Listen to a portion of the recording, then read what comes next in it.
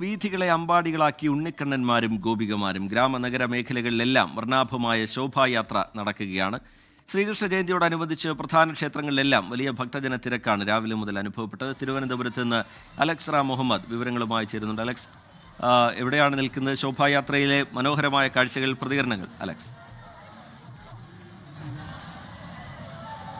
റിജിത്തെ, അക്ഷരാർത്ഥത്തിൽ, അതായത് തിരുവനന്തപുരം നഗരമാണ്. തിരുവനന്തപുരം നഗരത്തിൽ ഈ നഗരവീഥികളെ മുഴുവൻ അക്ഷരാർത്ഥത്തിൽ അമ്പാടിയാക്കിക്കൊണ്ടതാ മനോഹരമായ ദൃശ്യം നമുക്ക് കാണാം. അമ്പാടിയാക്കിക്കൊണ്ടതാ ഉണ്ണിക്കണ്ണന്മാർ ഇങ്ങനെ മുന്നോട്ട് വരികയാണ്. ഉണ്ണിക്കണ്ണന്മാർ മാത്രമല്ല, അവരുടെ ഗോപികാമാരുണ്ട്, കുചേലരുണ്ട്.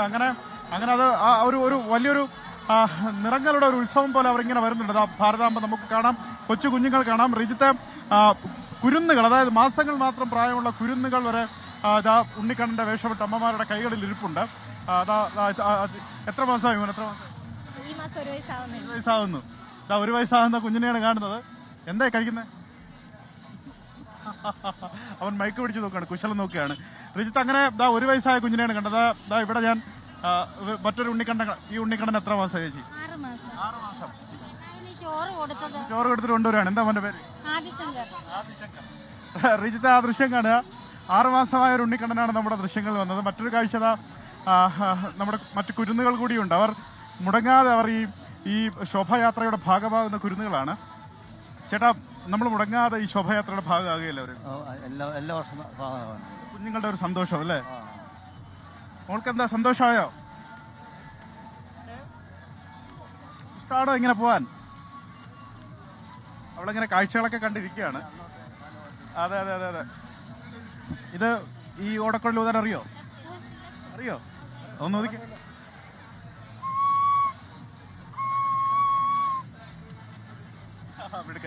അത്തരത്തിൽ റിജിത്ത്, ഇത്തരം കാഴ്ചകൾ കൂടിയുണ്ട്. അതായത് നഗരത്തിൽ മാത്രം 7 ഉപശോഭായാത്രകൾ ഉണ്ടായിരുന്നു വിവിധ ഇടങ്ങളിൽ നിന്ന്.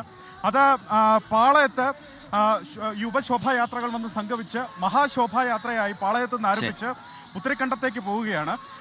ആ വഴിയാണ് നമ്മൾ കാണുന്നത്.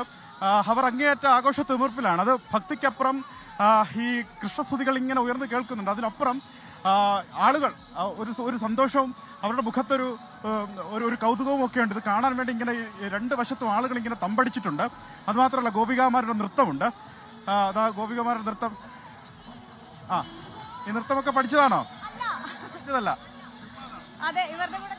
ഗംഭീരമുണ്ട്. എല്ലാവരും ഗംഭീരമുണ്ട്.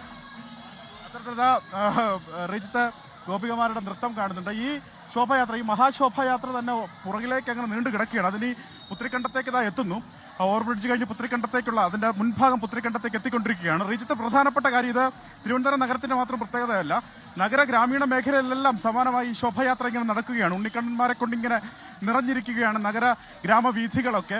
അങ്ങനെ തിരുവനന്തപുരം നഗരത്തിലെ ശോഭായാത്രയുടെ ദൃശ്യങ്ങൾ, മനോഹരമായ കാഴ്ചകൾ പ്രേക്ഷകർക്ക് മുമ്പിൽ അവതരിപ്പിക്കുകയായിരുന്നു അലക്സ് റാം മുഹമ്മദ്. ഇപ്പോഴൊരു കൊച്ചുകുട്ടിയുടെ ദൃശ്യം കൂടി നമുക്ക് കാണാൻ കഴിയുന്നുണ്ട്. ലോകത്തെവിടെയായാലും ഏത് സമയത്തും 24 വാർത്തകളും ഓഗ്മെന്റഡ് റിയാലിറ്റി പാക്കേജുകളും എക്സ്പ്ലെയിനറുകളും വിശദമായി കാണാൻ ഞങ്ങളുടെ യൂട്യൂബ് ചാനൽ നിങ്ങൾക്ക് സബ്സ്ക്രൈബ് ചെയ്യാം.